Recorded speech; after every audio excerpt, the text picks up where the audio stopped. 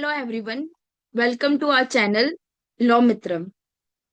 आज हम हमारे जो एमपी एडीपीओ की लोकल लॉज की सीरीज में एमपी गोवंश वध प्रतिषेध अधिनियम पढ़ रहे थे। उसी के सेक्शन नंबर 4, 5, 6A, 6B और सेक्शन नंबर 9 को डील करेंगे। ये जो सेक्शंस आपको आज हम पढ़ने वाले हैं ये इस पूरे एक्ट का कोर है। यू बोल सकते हो कि ये पूरे एक्ट में जो ऑफेंसेस बताए गए हैं वो यही बता के रखे और इसी की पेनल्टी। इसके बाद जो चीजें हैं वो प्रोसीजरल पार्ट से, और इसके पहले जो चीजें थी वो जनरल प्रोविजंस थे, डेफिनेशंस थी, और आपके शॉर्ट टाइटल एक्सटेंड कमेंसमेंट जो जनरल इंफॉर्मेशन होती है एक्ट की वो। ये जो पार्ट है आपका ये इंपॉर्टेंट इसलिए है क्योंकि यही आपका मेन ऑफेंसेस इस एक्ट में बता के रखे हैं। तो एक के बाद एक हम स्टार्ट करते हैं। सबसे पहले देखते हैं सेक्शन नंबर 4। सेक्शन नंबर 4 में अगर आप देखेंगे तो ये हार्ट ऑफ द एक्ट बोल सकते हो आप, क्योंकि आप क्या पढ़ रहे हो, मध्य प्रदेश गोवंश प्रतिषेध अधिनियम।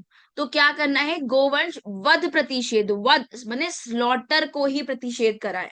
तो वो कहाँ करा है, सेक्शन नंबर 4 में किया है।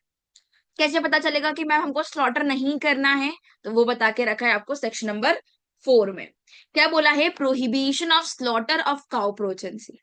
किस चीज का स्लॉटर करने के लिए मना किया है, प्रोहिबिट किया है, काउ प्रोजेंसी का। आपको काउ प्रोजेंसी का पता है डेफिनेशन। काउ प्रोजेंसी में काउ और उससे रिलेटेड उसकी जो फैमिली है वही आती है, इसके अलावा कोई भी दूसरा एनिमल नहीं आता है। स्लॉटर मतलब किसी भी फॉर्म में आप जो काउ प्रोजेंसी का वध करते हो, उनको डेथ कॉज करते हो, वेदर इट में बी नेचुरल वेदर इट में बी अननेचुरल, कैसे भी अगर आप करते हो तो वो स्लॉटर इसमें आता है। अब स्लॉटर प्रोहिबिट कहाँ करके रखा है, सेक्शन नंबर 4 में। सेक्शन नंबर 4 जनरल आपको एक डिक्लेरेशन देता है कि कोई भी person, no person should slaughter or cause to be slaughtered or offer or cause to be offered for slaughter of any cow progeny by any means. Hindi में पढ़ लेते हैं, गोवंश के वध का प्रतिषेध, कोई भी व्यक्ति किन्हीं भी साधनों से किसी गोवंश का ना तो वध करेगा, ना ही वध करवाएगा, और ना ही उसे वध के लिए देगा, और ना ही वध के लिए दिलवाएगा। मतलब समझ रहे हो, ये पूरी चीज कवर कर रहा है आपको इस स्लॉटर से रिलेटेड, कि आप ना तो काउ प्रोजेंसी को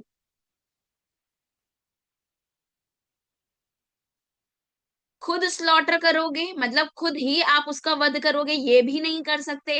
आप कॉज भी नहीं कर सकते, या आप किसी और से उसका वध करवा भी नहीं सकते। कि आप अपनी गाय को लेके जाते हो, किसी भी गाय को लेके जाते हो, कि मैं तो नहीं कर रहा लेकिन आप मेरे भी हाफ पे कर दो, I will pay you the slaughter amount, जितना भी आप स्लॉटर का अमाउंट लोगे मैं आपको वो पे कर दूंगा। तो ना आप खुद स्लॉटर कर सकते हो, ना ही आप किसी से स्लॉटर करवा सकते हो, ना ही आप अपनी गाय को ऑफर कर सकते हो स्लॉटर के लिए, कि भाई हम नहीं कर रहे, हम नहीं खा रहे, हम ना स्लॉटर कर रहे ना करवा रहे, लेकिन हम हमारी गाय दे रहे हैं, ऑफर कर रहे हैं टू बी स्लॉटर्ड, कि आप इसका वध कर दो, ये भी नहीं कर सकते। और आप अपनी गाय को या काउ प्रोजेंसी को कॉज टू बी ऑफर्ड भी नहीं करवा सकते। माने ना तो उसको आप खुद स्लॉटर करोगे, ना करवाओगे, ना ऑफर करोगे स्लॉटर करने के लिए, ना ही ऑफर्ड करवाओगे। माने किसी भी फॉर्म में अगर आप स्लॉटर से रिलेटेड कुछ भी चीजें करते हो, ऐसा नहीं हो सकता कि मैं तो नहीं था, मैं तो नहीं इसमें इन्वॉल्व था, मैंने स्लॉटर तो करवाया नहीं, मैंने तो करवाया, ये कुछ नहीं। आपने अगर स्लॉटर में आपका नाम जुड़ गया तो आपको सेक्शन नंबर 4 में पनिशमेंट मिल जाएगी। एक बारी और पढ़ो, कोई भी पर्सन जो स्लॉटर करता है या करवाता है या ऑफर करता है या ऑफर करने के लिए किसी को बोलता है slaughter of the cow progeny by any means, किसी भी साधनों का यूज करके, तो आपको सेक्शन नंबर 4 में पनिशमेंट मिल जाएगी। ठीक है। अब मैडम अगर किसी ने करवा दिया, या किसी ने ऑफर कर दिया, या किसी ने किसी और के थ्रू स्लॉटर करवाया या ऑफर करवा दिया, तो फिर उसकी पनिशमेंट कहाँ बता के रखिए। अगर आप देखते हो सेक्शन नंबर 9 के सब सेक्शन 1 में, तो यहाँ पे क्लियरली बोल के रखा है कि कोई भी कॉन्ट्रावेंशन करते हो, माने आपने स्लॉटर करवा दिया, सेक्शन नंबर 4 का फुलफिलमेंट हो गया पूरा, या आपने अटेम्प्ट भी करा सेक्शन नंबर 4 का, या आपने अबेटमेंट भी करा सेक्शन नंबर 4 का, तो उन तीनों ही चीज के लिए आपको पनिशमेंट किया जाएगा। तो किन किन चीजों के लिए सेक्शन नंबर 4 में पनिशमेंट है?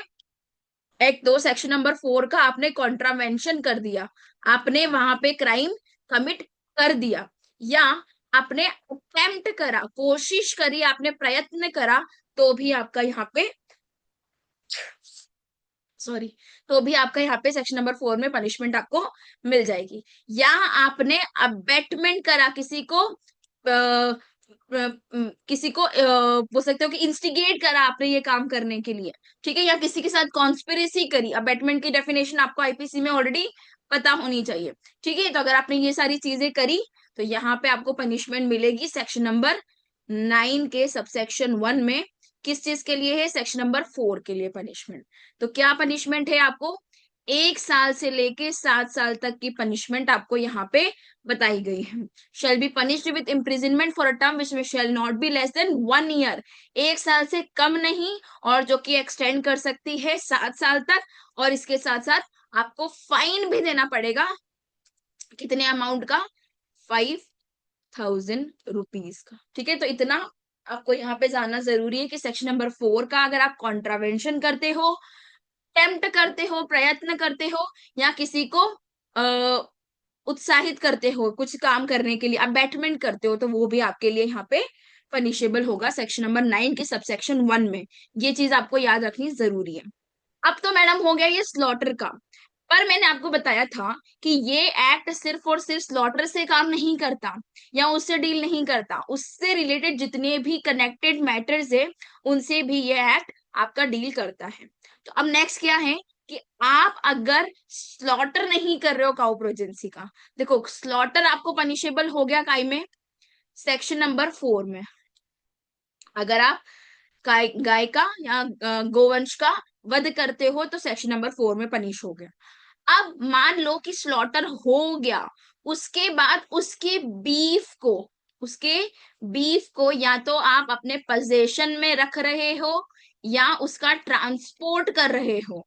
क्या कर रहे हो? उसका ट्रांसपोर्ट कर रहे हो, बीफ के जो स्लॉटर हुई काऊ का है। तो फिर वहां पे आपको सेक्शन नंबर 5 पनिशमेंट प्रोवाइड करता है। क्या बोला है? No person shall have in possession, किसी के भी पोजेशन में ऐसा कुछ नहीं होना चाहिए, और ना ही वो ट्रांसपोर्ट करे। तो दो चीज को ये एक्ट, ये सेक्शन आपका प्रोहिबिट करता है कि ना तो आप पोजेशन में रखोगे, ना ही आप ट्रांसपोर्ट करोगे। क्या?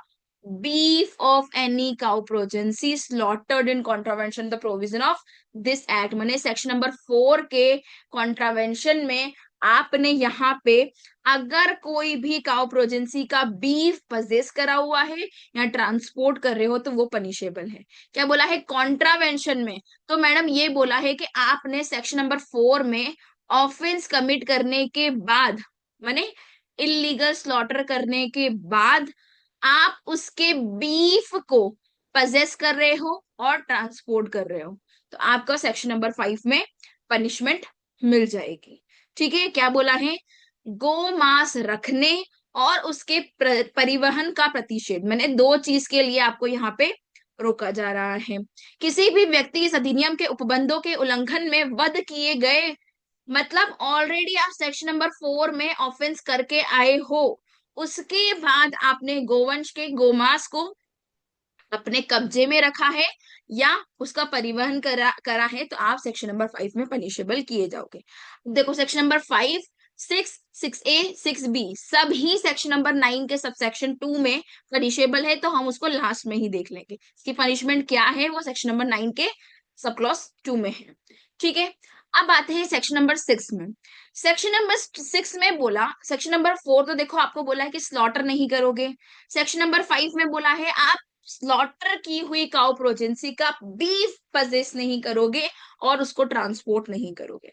सेक्शन नंबर 6, 6A और 6B ये तीनों कनेक्टेड है। 6A और 6B 2011 में आया था, 6 हमेशा से इसी एक्ट में था, 2004 से इसी एक्ट में था। अब सेक्शन नंबर 6 आपको बोलता है कि आप ट्रांसपोर्ट नहीं करोगे। कहां पे? With in MP. एमपी में आप काउ का ट्रांसपोर्ट नहीं करोगे for the purpose of slaughter. अगर करना है किसी और पर्पस के लिए तो आप वहां पे परमिशन लो कॉम्पिटेंट ऑथोरिटी से। और कॉम्पिटेंट ऑथोरिटी से मतलब सेक्शन नंबर 6 में तीन चीजें बता के रखी है। एक तो नहीं करने वाला प्रोहिबिशन बता के रखा है, एक एडमिनिस्ट्रेटिव पार्ट बता के रखा है कि आपको यहाँ पे परमिशन लेनी है, और इससे अगर आप कहीं ना कहीं अफेक्ट होते हो, पील के बारे में भी सेक्शन नंबर 6 में आपको बता के रखा है। इसके बाद आप देखोगे 6A में, सॉरी ये इसमें बता के नहीं, इसमें बता के रखा है। 6A में आप देखोगे कि यहाँ पे आपको एक्सपोर्ट करने के लिए मना करा है। एक्सपोर्ट माने क्या होता है कि आप एमपी से किसी और दूसरे स्टेट में काउ प्रोजेंसी को लेके जा रहे हो। क्या बोला है कि आप काउ प्रोजेंसी को, गोवंश को एमपी से किसी दूसरे स्टेट में लेके जाओगे तो वो यहाँ पे प्रोहिबिट किया हुआ है। और तीसरा ये बोल के रखा है कि आप यहाँ पे ट्रांजिट करते हो। ट्रांजिट माने आप यहाँ पे एमपी से होके, एक स्टेट से निकल के एमपी से होके दूसरे स्टेट में जाते हो, और बीच में अगर एमपी आता है तो वहां पे भी आपको परमिशन लेनी पड़ेगी। एक एक करके समझते हैं। सेक्शन नंबर 6 में बोला है कि आप काउ प्रोजेंसी का ट्रांसपोर्ट नहीं करोगे for the purpose of slaughter. कि स्लॉटर करने के पर्पज से, उसका वध करने के पर्पज से आप एक जगह से दूसरी जगह पे नहीं लेके जाओगे। मैडम इसमें कैसे पता चलेगा कि काउ प्रोजेंसी को स्लॉटर के लिए ही लेके जा रहा है? तो सीधा उन्होंने बोल दिया, अगर आपका इंटेंशन है या आपको नॉलेज भी है कि आप कहीं ना कहीं इन गायों को या इन गांव के गोवंश को स्लॉटर करने के पर्पस के लिए लेके जा रहे हो, तो भी आप इस सेक्शन में बुक हो जाओगे, आपको इस सेक्शन में पनिशमेंट किया जाएगा। ठीक है, एक बारी पढ़ते हैं। No person including a transporter. हमने ट्रांसपोर्टर की डेफिनेशन बहुत डिटेल में पढ़ी है। ट्रांसपोर्टर में क्या क्या आता है, ट्रांसपोर्ट में क्या आता है, व्हीकल में क्या क्या आता है, हमने ये सब चीजें डिटेल में पढ़ी हुई है। ठीक है, तो ट्रांसपोर्टर में जिसकी गाड़ी है, जो उनका असिस्टेंट कर रहा है, जो चला रहा है, अगर कोई पार्टनर है तो भी, कोई कंपनी है तो भी, ये सभी ट्रांसपोर्टर की डेफिनेशन में आ जाएगी। तो कोई भी पर्सन जो कि ट्रांसपोर्टर भी हो सकता है, वो ट्रांसपोर्ट नहीं करेगा, ना ही ऑफर करेगा ट्रांसपोर्ट करने का, ना ही किसी और से ट्रांसपोर्ट करवाएगा। किस चीज का? काउ प्रोजेंसी का, खुद के द्वारा या उसके एजेंट के द्वारा या किसी सर्वेंट के द्वारा या किसी और पर्सन के द्वारा जो उनके बिहाफ पे काम कर रहे हैं। कहाँ पे madam? With in the state. State कौन सा है? ये एमपी स्टेट। ठीक है, with in the state, state के अंदर अंदर आप ये नहीं करवाओगे। और outside the state for the purpose of its slaughter in contravention of the provision of this act. मैंने यहाँ पे इंपोर्ट करने के लिए भी आपको यहाँ पे मना करके रखा है कि ना तो आप इंपोर्ट करोगे ना एक्सपोर्ट करोगे काउ प्रोजेंसी का for the purpose of slaughter, or with the knowledge that it be or is likely to be slaughtered. अगर आपको पता है, कहीं से नॉलेज भी है आपको कि इन गायों को कहीं ना कहीं ट्रांसपोर्ट के लिए लेके जा रहा है, स्लॉटर के पर्पस के लिए ट्रांसपोर्ट किया जा रहा है, तो वहां पे आप पनिशमेंट किए जाओगे। क्या बोला है? कोई भी व्यक्ति जिसके परिवाहक भी सम्मिलित है, मैंने ट्रांसपोर्टर भी इंक्लूडेड है, किसी भी गोवंश को इस अधिनियम के उपबंधों के उल्लंघन में उसके वध के प्रयोजन के लिए, क्या पर्पस है आपका? वध के प्रयोजन के लिए, यह जानते हुए कि उसका इस प्रकार वध किया जाएगा या उसके वध किए जाने की संभावना है, माने आपको यहाँ पे पता है, प्योर नॉलेज है कि भाई यहाँ पे इनको वध करने के लिए ही लेके जा रहे हैं, या आपको यहाँ पे संभावना भी है कि इनको लेके जा रहे हैं for the purpose of slaughter, तो वो राज्य के भीतर भी और राज्य के बाहर भी, माने आप विथ इन द स्टेट भी और स्टेट के बाहर भी, ना तो स्वयं लेके जाओगे, ना ही अपने एजेंट के द्वारा लेके जाओगे, ना ही नौकर के द्वारा, ना ही कोई भी जो उनके निमित्त कार्य करने वाला व्यक्ति है उनके द्वारा आप परिवहन नहीं करोगे, और परिवहन करने के लिए नहीं देगा और नहीं करवाएगा।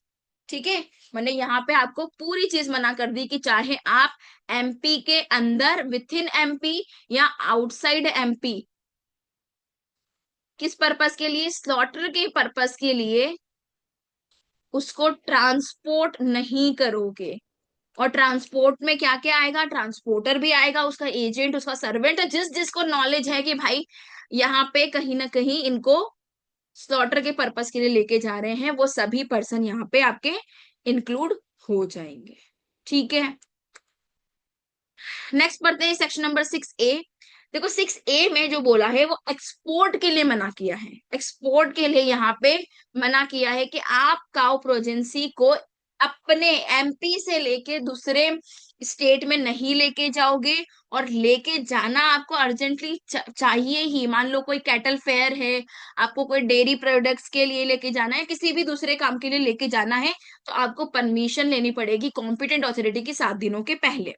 ठीक है, क्या बोला है, कोई भी person including a transporter, transporter में वही ऑनर भी, असिस्टेंट भी, जो व्हीकल चला रहा है वो भी, कोई ट्रांसपोर्ट एजेंसी है वो भी, कोई ट्रांसपोर्ट कंपनी है वो भी, और उनका पार्टनरशिप भी। ठीक है, ये सारे लोग ट्रांसपोर्टर के डेफिनेशन में आते हैं। तो ये सारे लोग और इनके अलावा भी कोई पर्सन ना तो एक्सपोर्ट करेगा, ना ही एक्सपोर्ट करवाएगा काउ प्रोजेंसी का खुद के द्वारा या अपने एजेंट के द्वारा, सर्वेंट के द्वारा, या कोई भी पर्सन जो उनके बिहाफ पे काम कर रहा है। कहाँ पे ये जानना जरूरी है, where from any place of the MP, MP state, to any place outside the MP. माने आपको यहाँ पे किसको मना करके रखा है, ट्रांसपोर्टर को मना करके रखा है, और उसके अलावा कोई भी पर्सन, एनी पर्सन, कि भाई आप यहाँ पे एमपी से दूसरे कोई स्टेट में, आउटसाइड स्टेट में, यहाँ पे एक्सपोर्ट नहीं करोगे विथआउट परमिशन। परमिशन आपको यहाँ पे लेनी ही पड़ेगी। परमिशन कहाँ है, ये तो बोला है सबसेक्शन 1 में। सबसेक्शन 2 में आपको एडमिनिस्ट्रेटिव पार्ट बोल के रखा है, एडमिनिस्ट्रेटिव पार्ट बोल के रखा है कि यहाँ पे आपको परमिशन लेनी है कॉम्पिटेंट ऑथोरिटी की। किसकी परमिशन लेनी है, कॉम्पिटेंट ऑथोरिटी की। सबसेक्शन 2 में आपको परमिशन लेनी है। क्या बोला है, कॉम्पिटेंट ऑथोरिटी परमिशन तभी ग्रांट करेगा जब 7 दिन पहले उनके सामने कोई अप्लीकेशन यहाँ पे की जाएगी कि भाई हमको परमिशन चाहिए। उस फॉर्मेट में की जाएगी, उस मैनर में की जाएगी जो कि प्रिस्क्राइब्ड किया गया हो for the export of cow progeny from Madhya Pradesh. For purpose देखो अब यहाँ पे सबसे पहला पर्पस है, अगर आप एग्रीकल्चर पर्पस के लिए लेके जा रहे हो एमपी से किसी और स्टेट में, या आप डेयरी फार्मिंग पर्पस के लिए लेके जा रहे हो एमपी स्टेट से दूसरे किसी स्टेट्स में, या आप पार्टिसिपेशन इन कैटल फेयर में लेके जा रहे हो एमपी स्टेट से दूसरे स्टेट में, या किसी और लाइक पर्पसेस। अब आपने इजिस्टन जेनरिस का रूल सुना होगा कि भाई इन्हीं रिलेटेड जो लाइक पर्पसेज है, मतलब agriculture, dairy farming, participation in the cattle fair, या उनसे रिलेटेड काम के लिए अगर आप लेके जाते हो तो ही आपको परमिशन मिलेगी। अगर आप स्लॉटर के लिए परमिशन लेते हो तो वो बिल्कुल भी आपको परमिशन नहीं मिलेगी। ये याद रखना है। इसमें इंपॉर्टेंट चीजें आपको मैं मार्क करवा देती हूँ। सबसे इंपॉर्टेंट चीजें हैं आपकी कॉम्पिटेंट ऑथोरिटी की चीज सबसे इंपॉर्टेंट है। इसके बाद आप देखोगे 7 डेज वाली चीज इंपॉर्टेंट है आपके लिए। ये पर्पसेस इंपॉर्टेंट है, एग्रीकल्चर पर्पस इंपॉर्टेंट है आपके लिए, डेयरी फार्मिंग पर्पस इंपॉर्टेंट है आपके लिए, कैटल फेयर में लेके जा रहे हो आप तो लेके जा सकते हो, या कोई लाइक पर्पस के लिए लेके आप जा सकते हो। अब मैडम ये तो ऐसा है कि कॉम्पिटेंट ऑथोरिटी को हमने एब्सोल्यूट पावर दे दी, और एब्सोल्यूट पावर एब्सोल्यूटली करप्ट है ना। अगर हम एब्सोल्युटली पावर दे देते हैं किसी को तो वो करप्ट हो जाता है इंसान।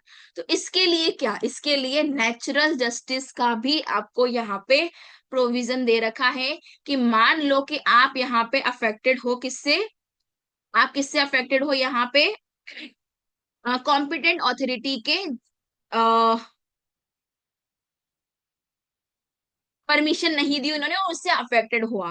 तो नेचुरल जस्टिस का भी फॉर्मूला यहाँ पे, यहाँ प्रिंसिपल यहाँ पे अपनाया गया है सबसेक्शन 3 में, कि मान लो सबसेक्शन 2 में आपने यहाँ पे परमिशन सीख करी, मांगी, लेकिन आपको परमिशन नहीं मिली और आप उससे एग्रीव्ड हो, क्या हो, आप उससे एग्रीव्ड हो, तो फिर यहाँ पे आपको 30 डेज के अंदर अंदर, कितने दिनों के अंदर अंदर, 30 डेज के अंदर अंदर आपको यहाँ पे डिविजनल कमिश्नर के समक्ष अपील करना है। क्या करना है? From the date of the receipt of the order to the divisional commissioner को आपको यहाँ पे एप्लीकेशन देना है। और डिविजनल कमिश्नर जो है उस एप्लीकेशन को आने के बाद कॉल करेगा, एग्जामिन करेगा रिकॉर्ड ऑफ द केस, इस पर्पज से लिए के लिए कि क्या यहाँ पे जो ऑर्डर दिया गया है कॉम्पिटेंट ऑथोरिटी के द्वारा ये करेक्ट है, लीगल है, प्रोप्राइटरी ऑफ ऑर्डर क्या है। और उसके बाद जो भी डिविजनल कमिश्नर को सही लगेगा वो ऑर्डर पास कर सकते हैं, और उनका ऑर्डर जो है वो फाइनल रहेगा, और ना ही किसी सिविल कोर्ट में उसको उठाया जाएगा। मतलब समझ रहे हो आप? कॉम्पिटेंट ऑथोरिटी से हमने यहाँ पे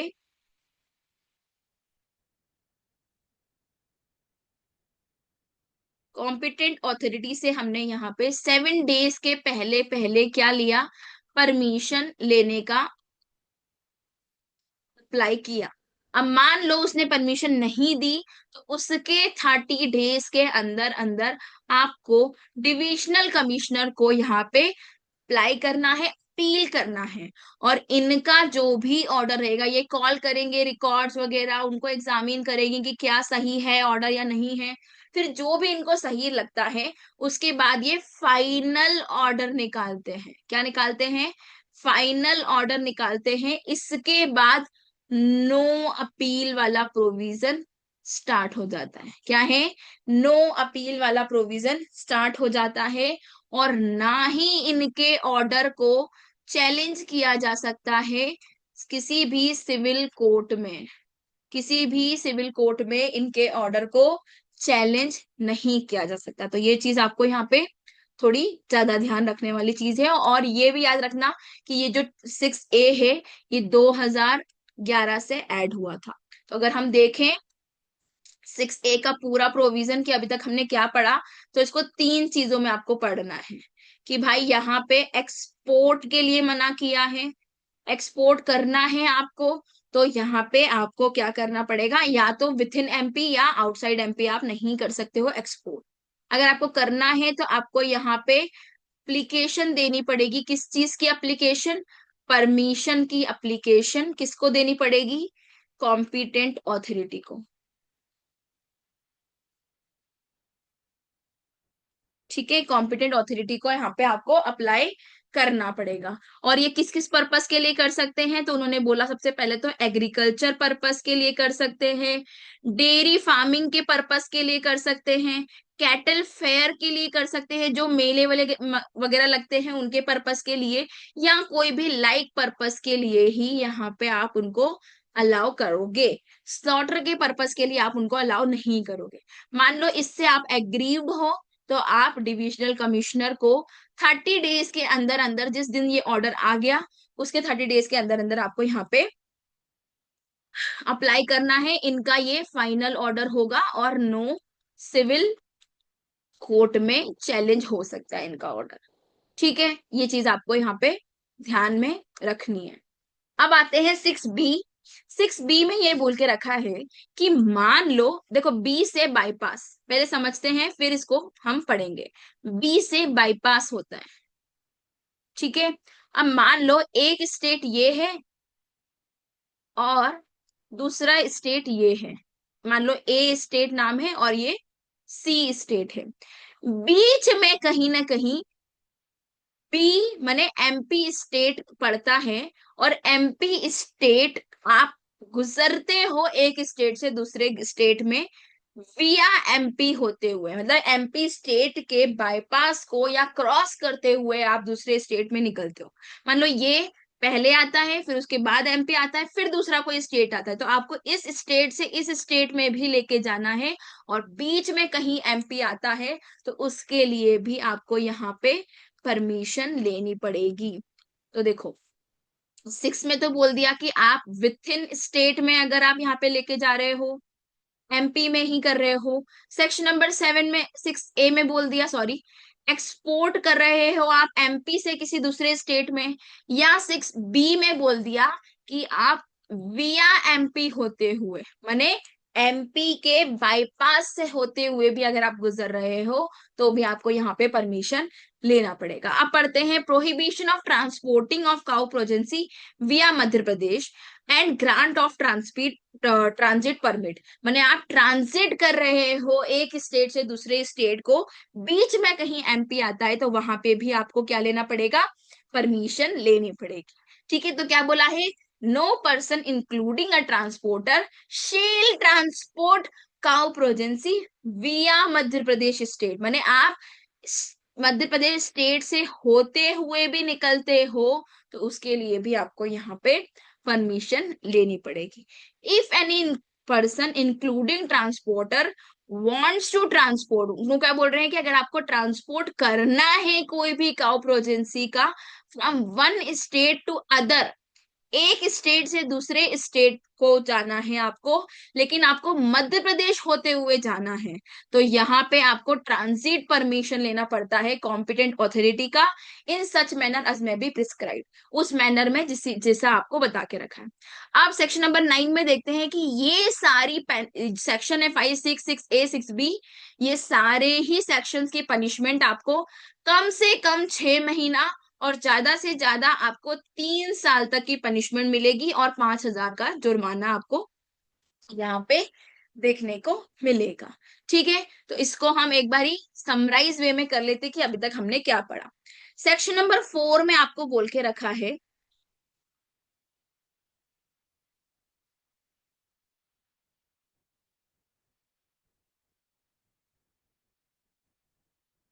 देखो सेक्शन नंबर 4 में आपको बोल के रखा है कि भाई आप किसी भी फॉर्म में स्लॉटर नहीं करोगे काऊ का।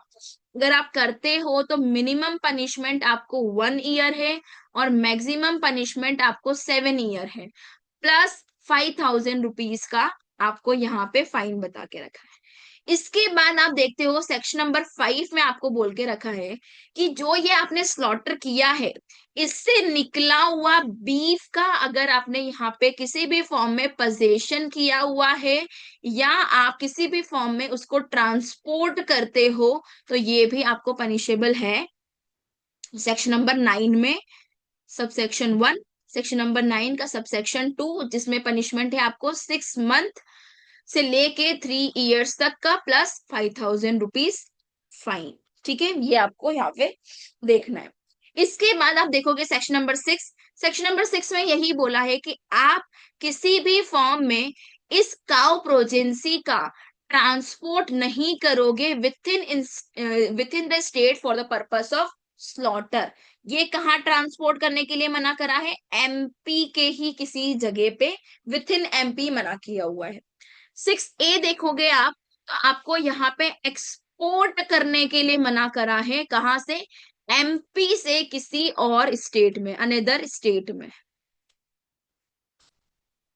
ठीक है, 6B में मना किया हुआ है आपको ट्रांजिट के लिए। ट्रांजिट मने आपको एक स्टेट से लेके, वन स्टेट से लेके दूसरे स्टेट में आपको लेके जाना है, लेकिन बीच में कहीं एमपी आता है, विया एमपी होते हुए जाना है आपको, तो वहां पे आपको ट्रांजिट क्या लेना पड़ेगा, परमिशन लेनी पड़ेगी। और ये परमिशन दोनों में से कौन देगा, कॉम्पिटेंट ऑथोरिटी। ऑथोरिटीज आपको यहाँ पे याद होनी चाहिए। ठीक है, कॉम्पिटेंट ऑथोरिटी आपको यहाँ पे परमिशन लेना पड़ेगा। तो आई होप आपको अच्छे से समझ में आया हो, ये सेक्शंस बहुत इंपॉर्टेंट है आपके एग्जाम पर्सपेक्टिव्स के लिए, तो आपको ये चीजें देखनी है। सो आज के लिए thank you so much, thank you everyone.